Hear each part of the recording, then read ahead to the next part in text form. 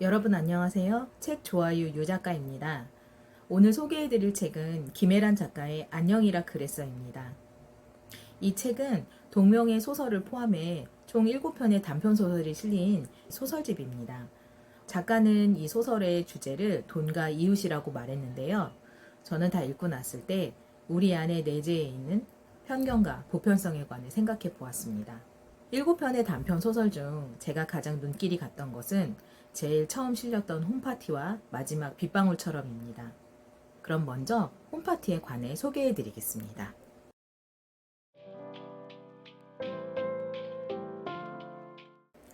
홈파티는 코로나 시절을 배경으로 한 이야기입니다. 얼굴은 알려졌지만 겨우 먹고 사는 배우 이연은 대학원 수업을 들으며 알게 된 아는 동생 성민의 초대로 홈파티에 초대됩니다.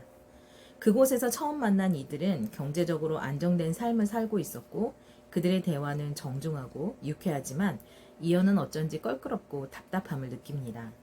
예술과 문화에 대한 자신들의 호기심을 이연에게 드러내며 대화를 이어가던 도중 이연은 실수로 파티의 주최자인 오 대표가 아끼는 차찬을 깨고 미안해합니다.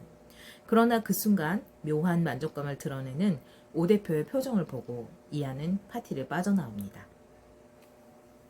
저는 이 소설이 특히 좋았던 이유는 마치 한편의 연극 무대를 보는 것 같았기 때문입니다. 등장인물의 직업 역시 연극 배우로 정하고 소설에 등장하는 인물들의 말과 행동을 통해 한편의 연극을 보여주는 것 같았습니다. 이 소설에서 보여주는 계급의식, 자신들만의 견고한 성 같은 것은 결국 삶의 본질이 아닌 각자의 연기에 따라서 보여지는 그저 무대에 불과하다고 하는 것이 아닌가 싶습니다. 그리고 소설에서 오 대표의 찻잔이 깨지는 장면은 결국 그 삶의 본질이 아닌 허울이 깨지기 쉬운 것이며 그것은 중요하지 않다라고 말하고 있는 것 같습니다.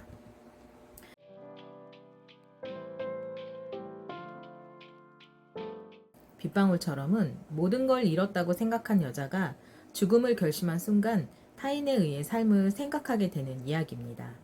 이야기의 시작은 집안을 정리하고 도배사를 부른 지수의 시점에서 시작합니다. 지수는 전자제품 설치 기사로 일하는 성실하고 꼼꼼한 남편 수호와 구도심에 위치한 은성빌라에서 신혼생활을 시작합니다. 그녀는 독서교실 방문 교사로 일하는 중이고 기대하지 않고 넣었던 신혼부부 특별 공급 청약에 당첨됩니다. 부부는 무리를 해서라도 입주하려고 고민하던 중 지금 살고 있는 빌라가 경매로 넘어가게 된 것을 알게 됩니다.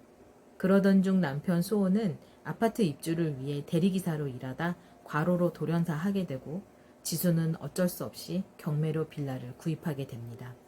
지수는 남편의 죽음을 자신의 탓으로 여깁니다. 이 빌라를 마음에 들어하지 않았다면, 무리해서 새 아파트로 가겠다고 하지 않았다면 남편이 죽지 않았을지 모른다는 생각을 합니다.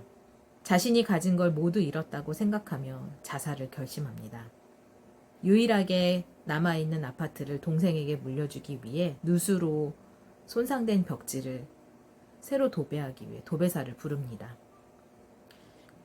그런데 외국인 여자 도배사가 지수의 집을 찾아오고 도배사의 실력을 의심하는 지수를 안심시키며 능숙하게 도배를 시작합니다. 어쩌다 엿듣게 된 그녀의 통화에서 자신이 가르치는 아린이의 엄마일지도 모른다는 생각을 합니다. 지수는 남편이 외출 중이라고 거짓말을 하고 작업을 마친 도배사는 어눌한 한국말로 인사를 건네며 안부를 묻습니다. 무슨 일이 있었습니까?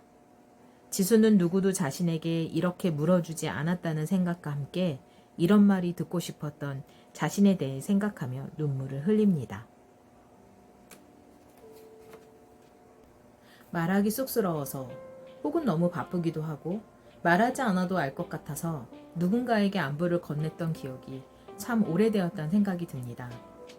두 편의 이야기는 배경과 등장인물은 다르지만 우리가 살면서 누구나 한 번쯤은 겪었을 상황과 감정이 담겨 있습니다.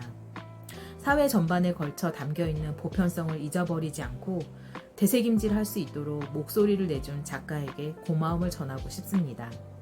8년 만에 독자에게 들려준 김애란 작가의 안녕이라 그랬어.